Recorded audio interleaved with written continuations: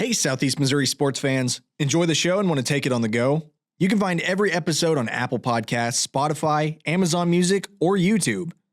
Tune in as they air by searching SEMO Sports Zone wherever you may be listening.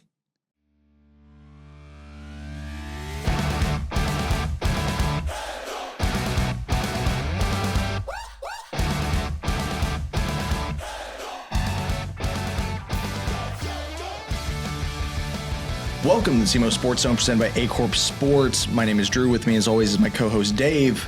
David, week 8's gone. Yeah, it was an interesting week. We had, we've been begging for close games all year long. We had a couple of those on Friday night. Just some games that are going to play some interesting, scenarios and seeding and everything. So, it was an interesting Friday night, and Friday night that some teams I think would rather kind of erase.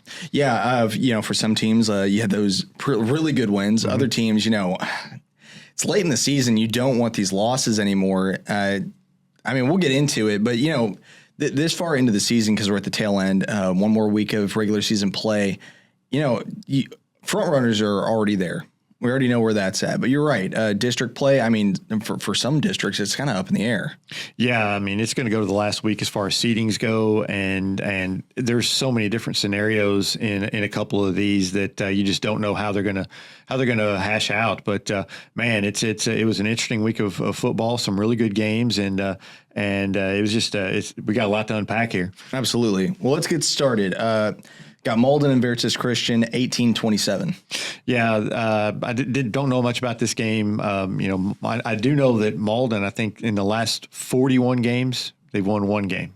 And you thought that this might be a game that they could go up there and get. It was last year. And they've got them last year. Veritas has improved this year. I think they're 3-2, 3-3, something like that. It was a close game. Veritas jumped on them early and just weather and everything played a part in it. But just disappointing for Malden, I'm sure, thinking that this was maybe a game that they could get. But this program is kind of struggling right now, and I know they're looking for answers. Yeah, not much else to say about it. Marquette Catholic at Hayti, 14-32. Another Saturday game that was it was fairly close, a lot closer than the score. It was 14-7. Later in the late third quarter, early fourth quarter, and Hayti just finally found some open receivers. They kind of used their athletic ability and broke some big plays. 4 touchdown passes for Ford. Welcome back, J.C. Ford. They played really well since he's been back at quarterback, and they look pretty good. They're really starting to click offensively. Defense looked really good. Had some big defensive stands in this game as Marquette kind of drove down and was threatening to score. So a really nice win for Hayti. They've got a chance to really make some district in that Class 1, District 1, and it seems like now that they've gotten healthy, they're playing really well. Yeah, I think that's the biggest thing, because we talked about at the start of the season that Hayti was going to be that threat team. Do you think now that we're about to head into district play, that's going to become true just because they've got kind of a fresh slate to go off of? Yeah, absolutely. And you've got a game against Malden coming up here next week. You think you would get that win. Now, how the seedings play out, I'm sure that we're going to talk about that a little bit later. About that. That's one of the ones that you don't know how that seeding is going to fall in that Class 1, District 1. But it doesn't matter. They're going to be a factor in that district and have a chance to win it because they're playing really well. Their thing is just you got to stay healthy and just keep improving defensively like they have been. And they can look really good at times. Absolutely. Moving on, we've got Massac County at Saxony Lutheran, 28-42. Yeah, Saxony, big game for them. Their first game ever on their home field. They hit them early with a big play, and then on the following kickoff, they were able to return it for a touchdown. So they jumped on them early and just kind of held on. Defensively they still struggle a little bit. They gave up some big plays, but offensively they're tough, and they've got a lot of young talent. We talk about it every week. They're a tough team. It was a good win for them.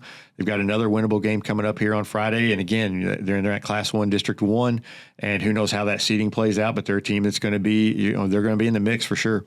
Yeah, for Saxony, I think the biggest detriment right now is that your schedule's against a bunch of teams that are out of state, so you don't really know how you stack up against a lot of local teams, at least. But from their talent level, what we've seen from them, they always do look impressive. It doesn't show in their record as much, but right now, And going forward, I think it's a very good team. Yeah, absolutely. And I hope they get in the SEMO conference soon, so they play some more local teams. I mean, they played Charleston and Doniphan and Perryville. That's really the only Missouri schools they played that we're familiar with. And you want to see them so we know more how they match up. I mean, it's really tough. Whenever I do my poll, I don't know how they really match up against some of these teams, and it's just kind of tough to figure out. But I mean, just the eye test, they look very good offensively, and defensively they struggle in the tackling. They're not, strength I think is an issue. I think they're still trying to build that program up and in the weight room and everything. But man, their offense, they've got a really good offense. They can score a lot of points, and they're never out of any game when you can score that many points. Absolutely, and this is all coming from a team. This is their first year varsity play. Yeah, first year, and you can't ask for a better first year. I think if you're a program that's just starting up, I mean, it's they've done a really nice job there, and again, they've got a lot of young talent that's building up. So I think that's going to be, I mean, they're just going to be a force in the next few years. Absolutely. Moving on, we got Crothersville at Portageville, Battle of the Vills, 48-14. Yeah, this one, Tigers, Crothersville, they got the SEMO South Championship again. Good for them. They're a very good football team. And, absolutely. And, Portageville did what they could. They hung in there early. But Sammy Bryant, over 300 yards again, 3 touchdowns. He's tough to bring down. Something different. I mean, they were able to, Crothersville was able to throw it a little bit. Hutchins had over 100 yards passing, and Crothersville did what they could, but Crothersville's just a better team. Crothersville's just a better team, and Portageville, like I said, they hung in there and they fought, but Jimmies are better than Joes sometimes, and Crothersville had the Jimmies this week. Yeah, that's pretty much kind of the expectation we had going into this game too. But yeah, Crothersville, I mean, that's kind of that pop-off team that, like, Class 2 is just, you got Valley, that's your competition. Yeah, and Valley being in Class 3 this year really helps, because Valley's moved up to Class 3 with St. Genevieve and Live for Life in that district, so you don't even have to worry about them. So that district is Crothersville's for the taking, and we'll see if, as long as Sammy Bryant stays healthy and their line stays healthy, I think I like Crothersville to go pretty good ways in districts and state play. Definitely exciting, especially after how many kids they lost over the past year. Yeah, but they, having Sammy Bryant return, that was big, and they've Coach Goog has really got that program rolling down there, and they look good. Moving on, we've got Miller Career Academy at Jackson, 665. Yeah, not much to say about this. This was I said last week it was a name your score game. They decided to let Miller Career score on the opening kickoff, and then said, well, we're not going to let you do anything else the rest of the game, and we're going to put 65 on you. That was our score we're going to choose this week. So. Just a name your score game, and Jackson just did what they needed to do. But I feel bad for Drew Parsons. He never gets to play. I'm like, he's probably the best quarterback, definitely the best quarterback in the area, but he just never gets. I mean, he's throwing 3-4 passes a game because they're blowing everybody out. I mean, if you're Jackson, it's a great problem to have. Yeah, until you get to games that really matter in the playoffs, and you're beating these teams so bad that you've got your subs in late, early in the first half. It's a tough. You want your starters to play. And you want them to get that experience of playing a 4-quarter game, but you just haven't had one in a while. Well, I mean, I guess that begs the question. I mean, great season for Jackson, being undefeated so far. Do you think strength of schedule has kind of failed them in this past, this half of kind of the past 4 weeks? I mean, they're just so much better than the competition they play around here. I'm like, at some point, do I need to get out of the SEMO conference? But if you do that, where do I go? Mm-hmm. And can I sustain this for years and years and years by leaving the SEMO conference? What does that do? I think there's a lot to take in. They are playing Festus this week, which is they're a tougher team. That'll give them a tougher game. But is it going to be is it going to be a 4-quarter game? I doubt it. They do schedule some tough teams early to get them ready, but I think you'd rather see those games kind of spread out in the mix, because here you've had 5-6 weeks there you're just blowing out the opponents. So, but part of it is just being that much better than everybody. Yeah. And so the teams you're going to be facing in the playoffs, the CBCs and stuff, they're playing teams out of state and everything else, and so I don't know how it's going to pan out. We'll find out. Yeah. Front load your schedule with all those good teams, but I also feel like a lot of those teams are kind of falling off a little bit. Cardinal Ritter, definitely not the team they were last year. Edwardsville, I feel like they kind of missed a step. So, I mean, it's things like that. And we thought that Farmington game might have been a little bit closer than it was too. And obviously it wasn't. So it is what it is. If you're just head and shoulders above everybody else, that's just kind of, well, pat yourself on the back. Yeah. Going into district play though, I mean, like you said, CBC, I think that's the biggest target that Jackson's got to aim for, and I don't know how they stack up at this point. Yeah, it's tough to tell. CBC is really good. They're blowing everybody out. They're blowing everybody out, and they're playing teams from other states and some bigger schools, and so who knows? But Jackson's just really good. That's one thing I can take out of this. Jackson's just really good. Moving on, we've got Kennett at Poplar Bluff 8-34. Yeah, Poplar Bluff. Did what I thought they would do. They just kind of put the stranglehold on Kennett. It was Kennett hung in there for a while. They just don't have the horses against a bigger school like Poplar Bluff. They're kind of struggling offensively right now. They just really can't find that explosive ability that they had a little bit earlier in the year. And playing these tougher teams has not helped. But Coach White will get them going. But it's just a tough part of their schedule right now with Dexter, Poplar Bluff, and Cape. Back to back to back. That's a tough 3-game set. Is it more of a general sense of just like bench depth things like that kind of cut you off? Probably a little bit. I mean, at this point, Poplar Bluff's a bigger school. They're going to have bigger kids, bigger, stronger kids. We talked about how Wyatt will get that rolling down there, but right now we have to remember they're coming off a winless season. Yeah, they've got 4 wins. This is a successful season. 4-4 is not bad compared to 0-10. They're 4-4. They've got a chance to they'll play Cape this week, and Cape's not a team that just puts a ton of points on the board. So, maybe you hang around and maybe you kind of maybe can, do something at the end. I mean, I don't really expect that, but maybe you do. At the same time, you're playing these bigger, tougher schools, and, that'll get you ready. I think as this district time comes around, I think you're going to be prepared, but at the same time, are you healthy? Playing these bigger, stronger schools. So we'll see how it works out. But Kennett's just they're struggling with these bigger schools right now. And then moving on, we've got Sykes and New Madrid County Central 38-18. Yeah, Sykeston got a much needed win here. They came out and first play of the game, New Madrid scores on a 63-yard run. Charlie Rosano, it's like, okay, here we go again. Sets a tone. But Sykeston, they didn't bow. They stepped up, made some big plays. Their passing game was on point, but they really ran it well with Atkins. They're starting running back Holcomb. He's out for the season, and so Atkins has kind of moved into that running back role. I think it's a role that maybe he should have been in all year. He's a good running back. They were able to get a lot of big 3rd and 4th down conversions against New Madrid. The defense just couldn't get off the field for New Madrid. So Sykeston played really well, one of the best they've looked in a while, and got a much needed win there for them. Yeah, I think that's the biggest thing is that Sykeston just really needed this win too. And against New Madrid I feel like that's a good quality win. Yeah, New Madrid's not a bad team, and New Madrid hung in there. The second half, New Madrid kind of made some adjustments and were able to kind of hold Sykeston at bay a little bit, but in the end Sykeston just had too much.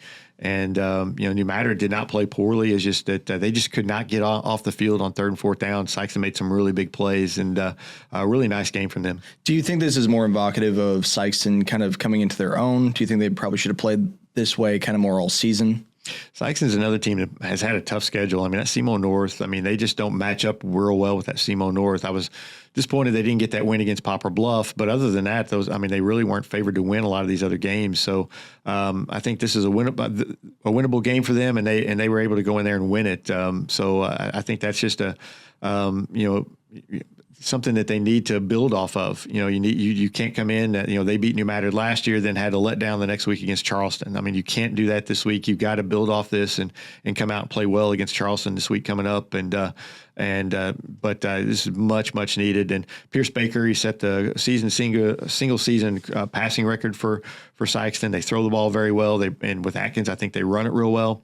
I think they're tough offensively. Defensively, though, is can they get enough stops? And that's kind of been the question all year, and they were able to against New Madrid. So big win for the Bulldogs. Very good. Moving on, we've got Charleston and East Prairie, 41-14. Yeah, big rivalry win for Charleston. East Prairie came out. They played hard. They tried to hang with them. It was 20-0 at half, and And, Cameron Kimball, he had a big day, offensive touchdown, defensive touchdown. But man, they, Charleston just did what Charleston needed to do.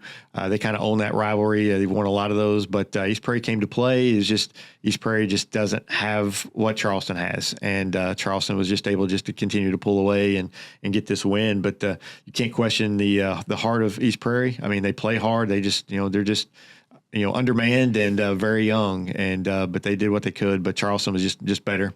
Yeah, we kind of talk about just how young East Prairie is, and I feel like we talk about it every week just because of games like these. But at the same time, it's still true. It remains true that I feel like a lot of this is going to be what Ian Penrod has to kind of look at in the offseason and just say, okay, what game plan do we make for these young guys now?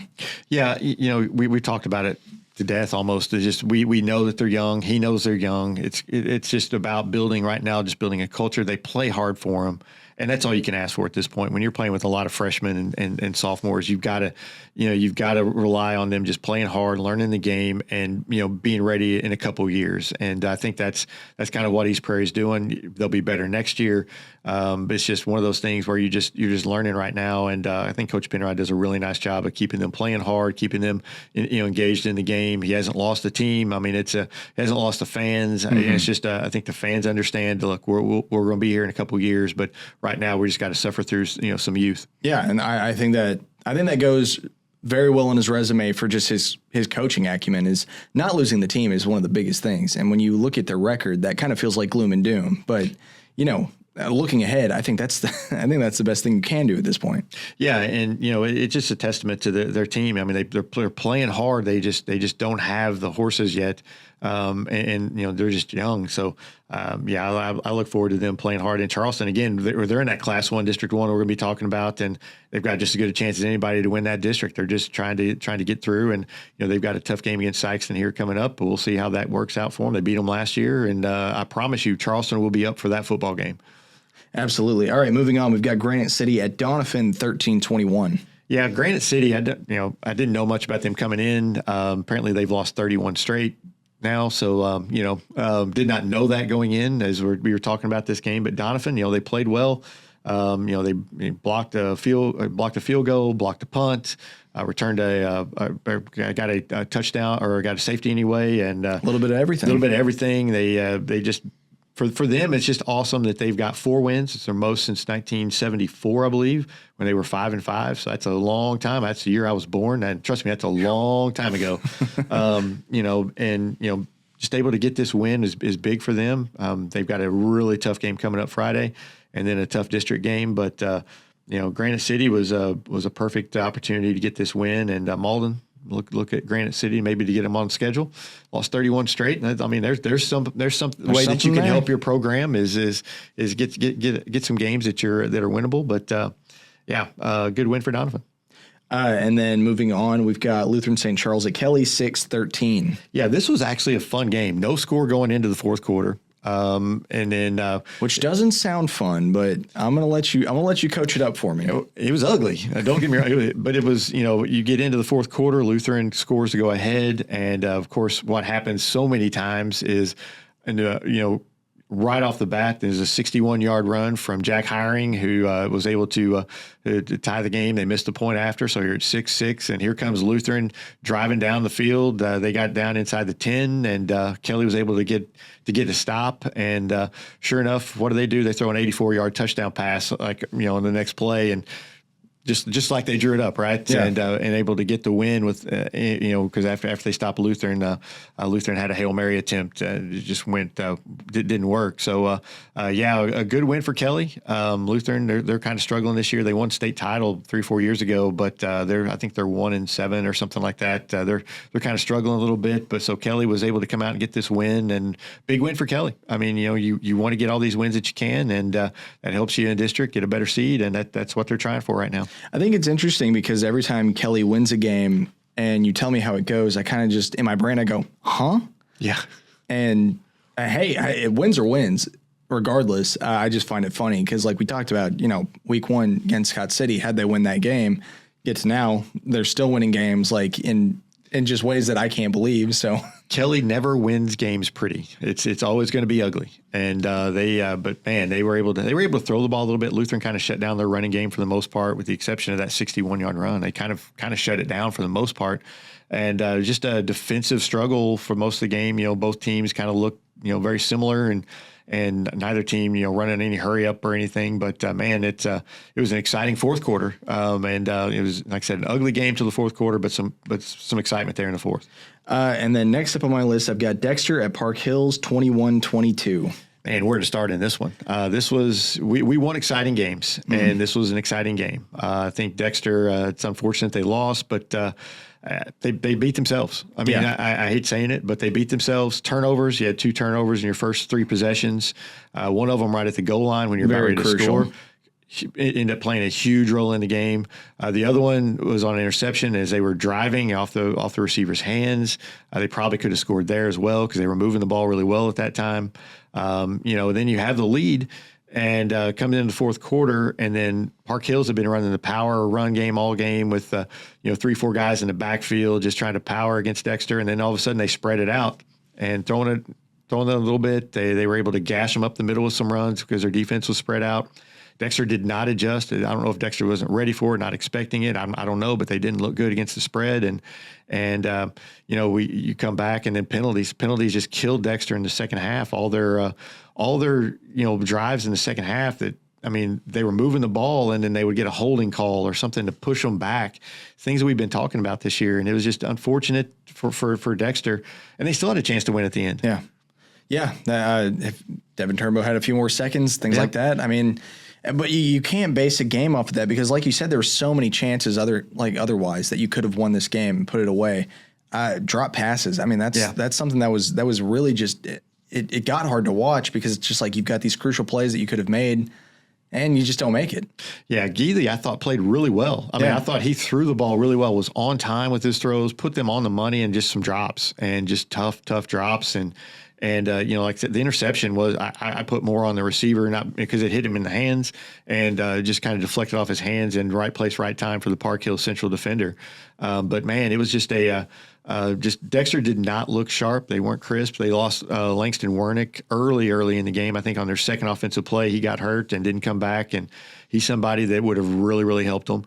I just by watching the game, I felt like Dexter was the better team, but they didn't play like the better team. The mistakes that they made were a lot more noticeable and glaring than the mistakes that Park Hills made. And it's just one of those things. Even on the, Park Hills goes in for the score, or they're going for the tie for a point after, and you jump off sides. Yeah. And so then they're able to go for 2. Yeah, they completely baited that out. Yeah, and they baited them on it, and that was, just a great job of coaching by the Park Hill Central coaching staff. There's a reason they've won a state title, in the recent years, and they are well coached.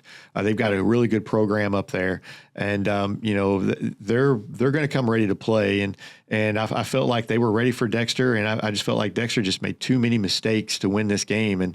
And now you're in a crazy how is this going to play out as far as districts go, because you've got a lot of different scenarios there. Yeah, I think for Dexter too.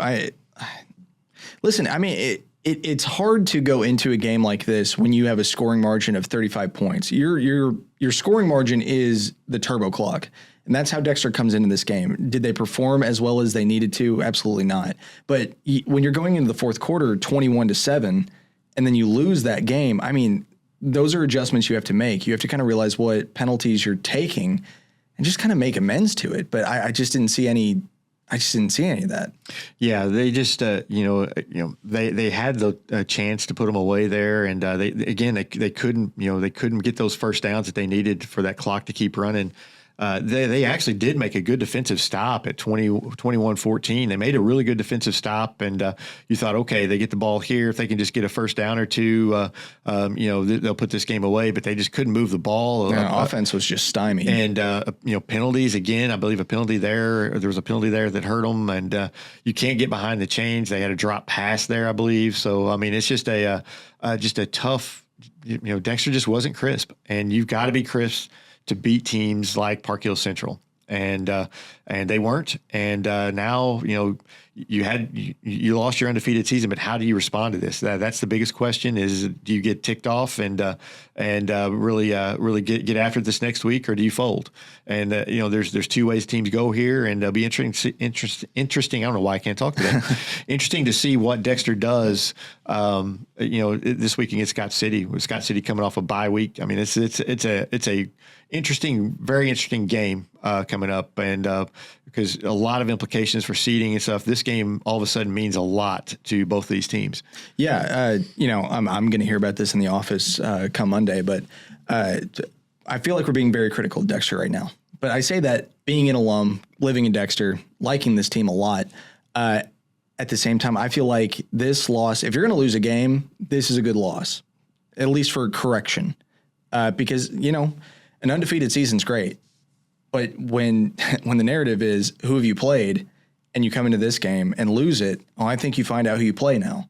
Now this is the time for the team to kind of come together and be like, okay, these are the adjustments we have to make. Here's how we move forward with it. Yeah, absolutely. And everything that they want is still in front of them. I mean, like, okay, you don't get the perfect season, regular season. Okay, who really cares? I mean, at this point, you're looking for districts, and you want to try to get that top seed, and it's still out there, it's still attainable. You've got to come out and you've got to respond here against Scott City, and that's my question: is how do they respond? Dexter has not faced this kind of adversity in a couple of years. I'm like, last year their only loss was to Live for Life in the quarterfinal game. There was no coming back off of that. Yeah. So we'll see how they react. And Coach Jamerson, I'm assuming, is going to really get after his team this week. I mean, he knows about the penalties. He knows about these turnovers that cost them, and I'm sure he's going to be working on that and really getting in their head. They're probably going to be listening to the podcast and getting them fired up, after what we've said. But good. I'm like, I hope they get fired up, and I hope they get, kind of regroup here.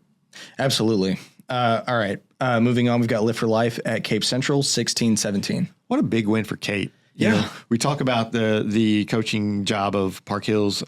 Cape Central, I thought, had a great game plan coming in here. What a defensive game for Cape, too. I mean, just kind of popped off the whole time. Yeah, Cape Central knew that they were not going to be able to outscore Live for Life. And my question, I think I talked about it last week, is can they outscore them? I don't think they can. Can they stop them? Live for Life didn't look like they did against Dexter, for sure. No. I'll talk about penalties. My goodness, penalty after penalty there for Live for Life. Felt like they went across the football field with penalties. Yeah, and just constant penalties from Live for Life. They did, they were not sharp. But then, here they had a 6-point lead in the fourth quarter through a just bad pick, and Cape Central took advantage of it. And just the defense for Cape Central was outstanding all game, and just kudos to them and their coaching staff. I thought Murray ran the ball well. You've got Boyd, who's eyeing a return maybe here sometime in districts, and that would really help their offense. And but if their defense plays like this, it's going to be tough. Absolutely. For Live for Life, I mean, I think their passing game was a little bit off compared to what it was last year, obviously. Just a lot of routes that just didn't make sense to me either. Yeah, I mean, Live for Life, like I said, did not look like they did against Dexter. And part of that is that Cape Central defense, that speed of that, especially in the secondary, I think for Cape Central caused them some problems. They were able to get a little bit of pressure on the quarterback.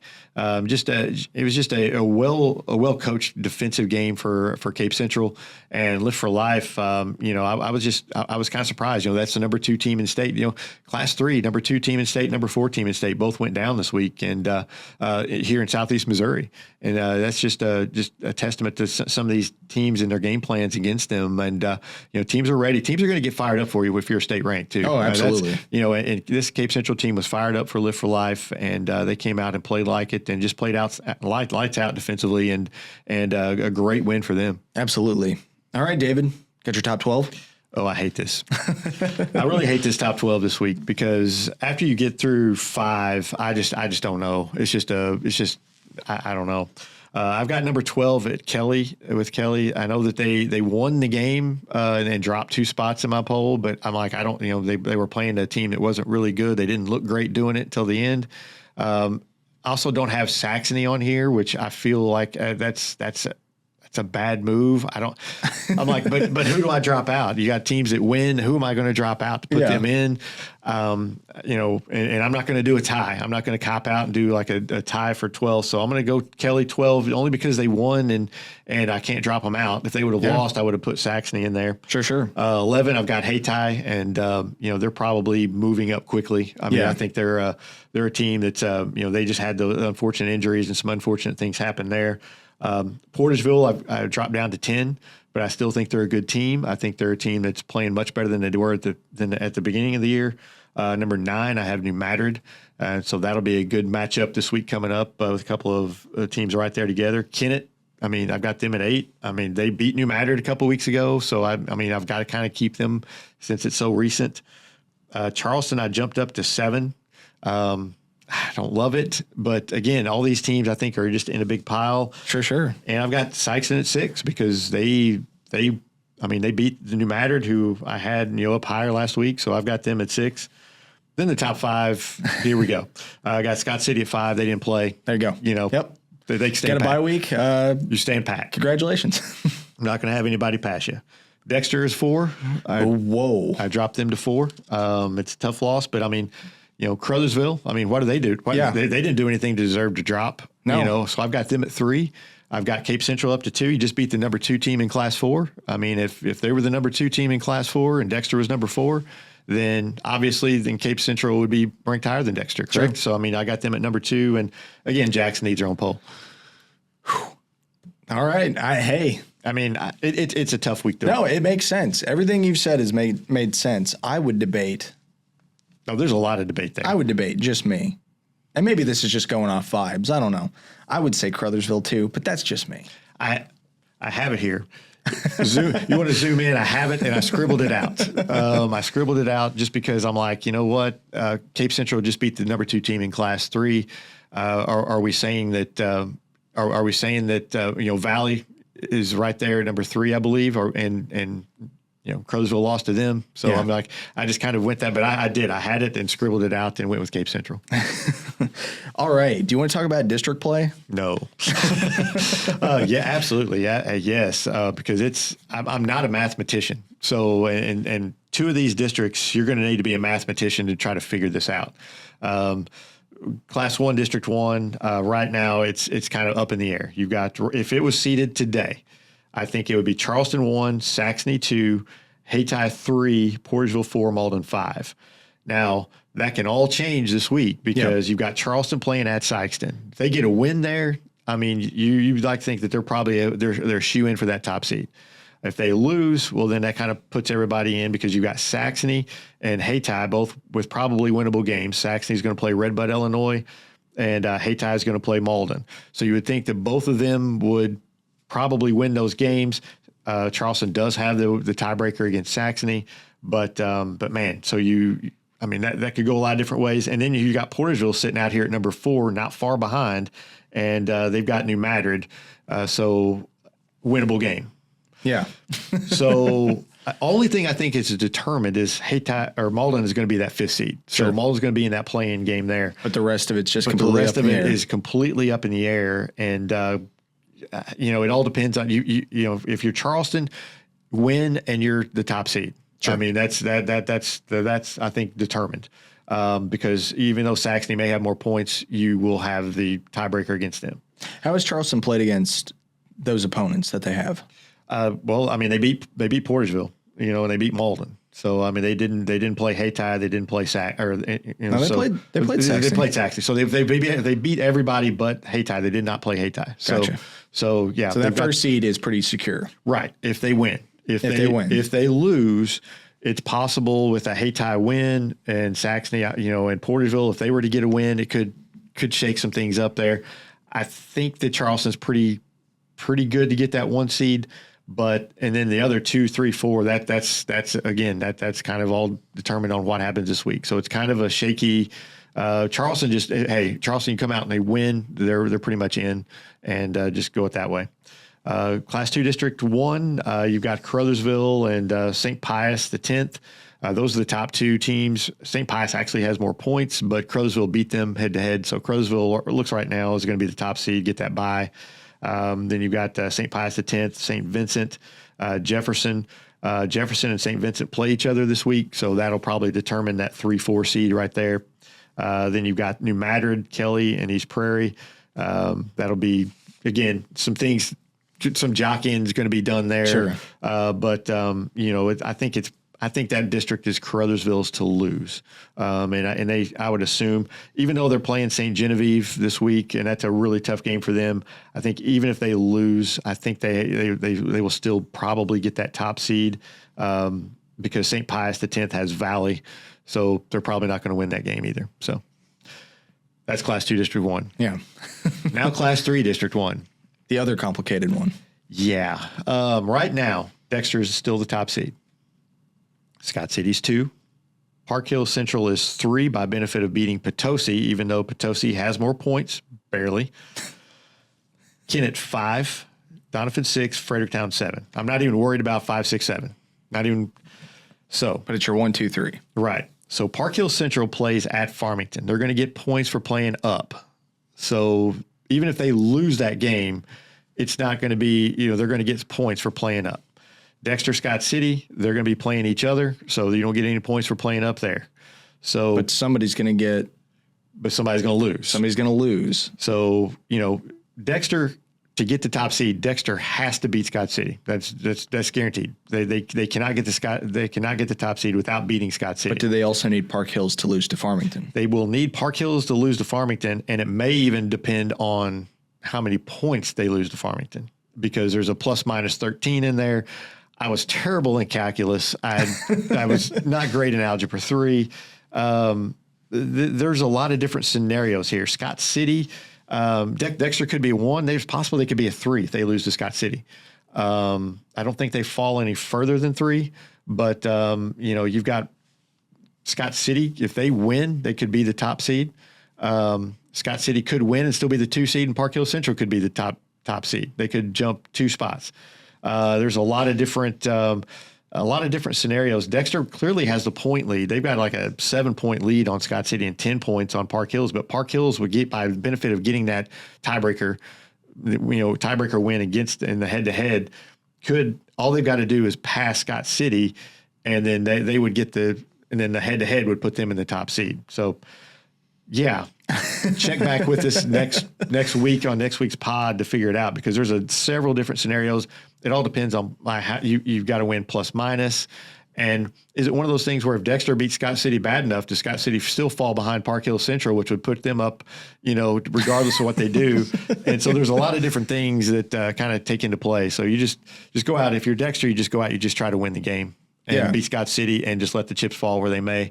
If you don't get the top seed, well, you still got a winnable district there. It's a district that you can win. I think, I think Dexter would love a chance to play Park Hill Central again. Oh, absolutely. I think they would absolutely love that. You hope Wernick gets healthy. But yeah, there's just a lot of different things for the Class 3 District 1. It's just crazy. Yeah. Shout out Bobby Alford for telling us to talk about this on the podcast, because, wow, my head hurts. Yeah, I was going over this all last night, and I can't. Math is too much for me, especially on a Saturday night. So I was just like, that's the best that I could figure. And there may be an easier way to figure it out, but I mean, it's very difficult, and you're just going to have to wait and see how this all kind of plays out. But I think Dexter's best case scenario is you want Park Hill Central to lose to Farmington and beat Scott City, and that'll be your best chance to get that top seed. Any confusion in 4, 5, and 6? No, not really. Class 4, the only one of our local teams in District 1 that's impacted there is Sykeston. Right now, Sykeston's sitting at the 5 seed. A lot of different things can happen. They're all kind of close in together with Perryville, DeSoto, Sykeston, North County. They're kind of all grouped in there together. So, it's possible Sykeston could get a win and maybe get to host a game, but you're kind of looking at those 4 schools are kind of just jockeying, and Festus is the top seed by far in that district. And then Class 5 District 1, Farmington has the tiebreaker over Cape Central, so that's probably going to be your 1-2 right there. And then Webster Groves, Miller Career, Poplar Bluff, Melville, and Fox, kind of follow them up. But I think your Farmington, Cape Central, I think that's going to be 1-2 right there. So Farmington will probably get the bye. Cape Central will have to play probably Fox. Gotcha. That's kind of what I have so far. Maybe Millville. Who knows on that one? And then Jackson, Class 6. They're all they got to do is just continue to win. They'll be the top seed. All right. Pretty cut and dry on that one. Yeah, I like that one. All right. Let's move ahead. First game I've got on the listing for upcoming games is Jackson at Festus. This is a better game for Jackson than what they played the last couple. Off record. I mean, it looks close. Festus, they played some tough teams. They played, I believe they played a tough opponent a couple weeks ago up in St. Louis. They're going to give Jackson more of a game than I think some of these other teams. Now, does that mean that Jackson can't still blow them out? No. But I think they're going to get more of a game than what they've been getting the last couple of weeks. I would agree with you, but I've heard you say that about other teams. Different scenarios, but a lot of different scenarios there. But at the same time, I think for Jackson, I think you want a game too. I think you want a little adversity going into postseason, just because. I mean, when you blow everybody out, I mean, you get your bench some reps in, but it bodes well for your future when you get them a lot of activity there on Friday nights. But Jackson should win this game. I don't think that they may not turbo clock it. I mean, who knows? I mean, but it's at Festus. At Festus. I mean, it's there's a threat of some weather. How does that impact? I mean, who knows? But I mean, I expect Jackson to win, without putting out too much sweat there. Next up, we got Crothersville at St. Genevieve. This is going to be a really good game. This is I'm anxious to see how Crothersville matches up against St. Genevieve, because I kind of St. Genevieve always reminds me of Dexter a lot. They play very similar styles, and so I'm anxious to see how this plays out. Can Sammy Bryant get enough space to run here? I like St. Genevieve at home, but I think Crothersville has a definite chance. It's going to be a close game, but I like St. Genevieve at home. I've really liked the St. Genevieve team ever since I saw them play Dexter last year, and they have a lot back. So I'm going to go St. Genevieve. But if Sammy Bryant can find the running room that he needs, they could have a big game. This is a St. Gen team that beat Park Hills. Right. So I think as far as litmus test goes, I mean, for Crothersville, I mean, this is, other than Valley, this is going to be kind of your biggest test. Yeah, I agree. And if it rains, last I saw, there's a threat of rain. If it rains, Crothersville doesn't play well in the rain. We've seen that in the past. So we'll see how that works. But yeah, I like St. Genevieve here. I think the line play up front might be the difference. Yep. If it rains, get that 4 points of contact. Yeah. Moving on, we've got East Prairie at Fredericktown. Another good game. Fredericktown coming off their first win. They're going to get a home game here. East Prairie's that's a pretty long trip for East Prairie. I think it's a good low-scoring game. I think both teams try to run the ball a lot, and it kind of is a low-scoring game. But I'm going to take Fredericktown here, just coming off their first win. They beat a Windsor team, Class 4. So I'm going to take Fredericktown. I'm going to make a guess. I'm going to say 21-13. Yeah, something like that. That's kind of what the score I'm expecting. I think East Prairie will be able to hit some run plays there with Tavion Ware, but I think Fredericktown will grind them down and win in the trenches. And then we've got Malden at Hayti. I like Hayti big here. I like Hayti big. Hayti's playing really well. They're tough to match up against whenever they're clicking, and they seem to be clicking offensively. Defense playing better. I like Hayti big. This is ideally a game where you win big and nobody gets hurt. Yeah, exactly. And then next up, we've got Cape Central at Kennett. I like Cape Central big here. I think Cape Central kind of, I don't know if they don't score a ton, but I think they really kind of hold Kennett at bay. I don't know if Kennett gets many scoring opportunities here. And so I think I like Cape Central. Maybe they don't turbo clock them, but it's something to a single digit score. I think I really like Cape Central's defense. They're playing well, and they'll get enough offense to win this game. Yeah, I think for Cape Central, like what I saw in this last week too, is just their defense is really good, and they will pick the ball out of the air if you throw it anywhere off kilter. So yeah, I'm going to take Cape Central in this one, and then Deer Creek Mackinac at Kelly. Yeah. Deer Creek's record is 5-3. They're probably pretty decent. Kelly, I mean, I picked against them last week because I didn't know anything about Lutheran really. I'm going to pick against them this week, and maybe they get another win. I don't know. I don't know anything about Deer Creek other than their record, so I can't tell you anything about them. I don't even know where Mackinac, Illinois is. I'm going to take Deer Creek because it sounds fun. Yeah, there you go. Redbud, Illinois at Saxony Lutheran. I'm going to take Saxony here, although Redbud, I do know where Redbud is. Yeah. Golf course, played there and shot my best round ever there. It was a crappy course though, so I'm going to take Saxony, and we're gonna take them to win here and roll into districts on a 2-game win streak. Yeah, these are harder games to talk about because we obviously don't really know about the competition that much. But for Saxony, I expect them to kind of play similar to how they've been playing, maybe if not more. So that's kind of my expectation. I'm going to take Saxony too. Yeah, I don't know the Redbud Roses here, but we're going to go Saxony. I think Kai McDowell will put up some numbers in this game. There you go. And then this will be one of the first games on A-Corp Sports. On Thursday, we've got New Mexico County Central at Portageville. This is always a good game, just a good game. Last year, New Mexico won it on a field goal. Portageville had kind of surprised them the 2 years before that. I'm gonna take New Madrid in a close one. I think going on the road, Portageville is going to be up for this game.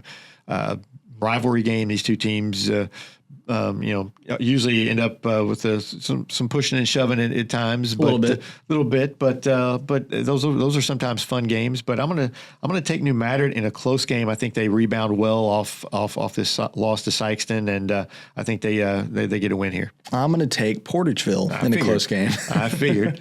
Not to say it's gonna be a 1-score affair. You know what? It might even be a 2-point affair. Yeah, it could be. I mean, hey, these two teams, like I said, I think they match up well. I think this is going to be a fun game to watch, and they usually play close games. So here's hoping that it's a good game. And then we've got on the Bulldog Nation Network, we've got Charleston at Sykeston. Well, like I said, Charleston is for sure going to come into this game fired up. They are always fired up for this game. They beat Sykeston last year, which I think bodes well for Sykeston. I think Sykeston is going to be motivated for this game, even though the season's not went the way they wanted it to. They're coming off a really good win. They're coming off a really good win. They've got a really good quarterback. They've got Keon Atkins, I think, is playing really well at running back. I just think they have too much offensive ability here, and I think Charleston struggles to stop them get enough stops. I think Sykeston wins this in a fun game at Sykeston Public School Stadium, because I think there may be some points put up in this game. If it's going to be a shootout, it's going to be a shootout. What I think might be the problem is Sykeston does well in the start of those, not so much towards the end. If defense can get the stops they need to, I think it's all well and good. At the same time, I feel like Sykeston's offense starts strong and kind of peters out towards the end. And that's kind of been the MO. But, and again, weather could play a factor in this game. Sykeston does like to throw the ball. If they have to run it, because of rain or wind, that could be an issue. I think Sykeston I think they're going to be motivated by losing that game last year. They don't lose to Charleston very often. I think they're going to be motivated by that game. I think the coaching staff's going to be on them all week. And you remember last year, I think they're going to be fired up. Last home game probably for Sykeston. So I think Sykeston pulls this out. I think there's points. I think the scoreboard operator is going to get a little bit of a workout. And then we've got Dexter at Scott City. This is one. How does Dexter respond? Scott City is a good team. I mean, how do they respond? Do they get ticked off and come out ready to play, or do they kind of just lay down and kind of sulk a little bit and kind of lick their wounds?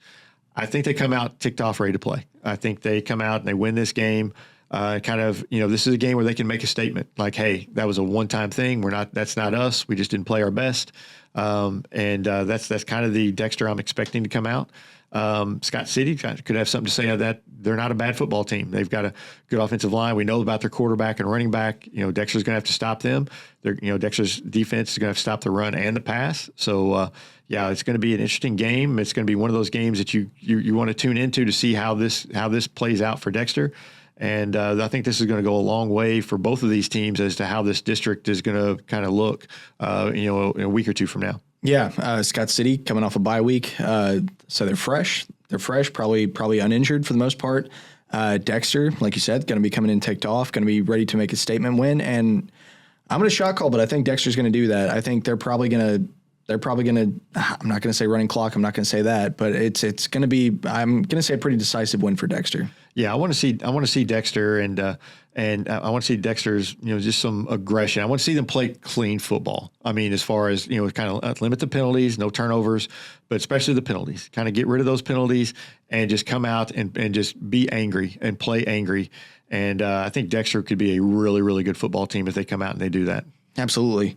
All right, David, any games that I missed on that? No, it's a good slate of games. And, we're going to this time next week, we're going to know pretty much who's playing who in districts. And this is it. I mean, this is regular season over this week. It's crazy. It's went so fast. I know. You get this anticipation of just like, how's the school year going to go? And once we get to basketball, I mean, we get to talk about that for like 3 months, yeah. But football is about 2 months squared for the most part. So we're at the end of it. Yeah. And it's been fun.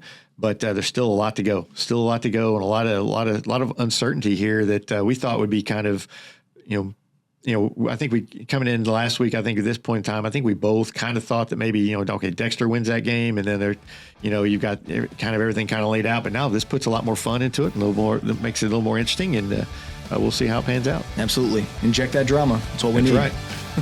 All right, this has been the SEMO Sports Zone. Thanks for watching. We'll catch you next time.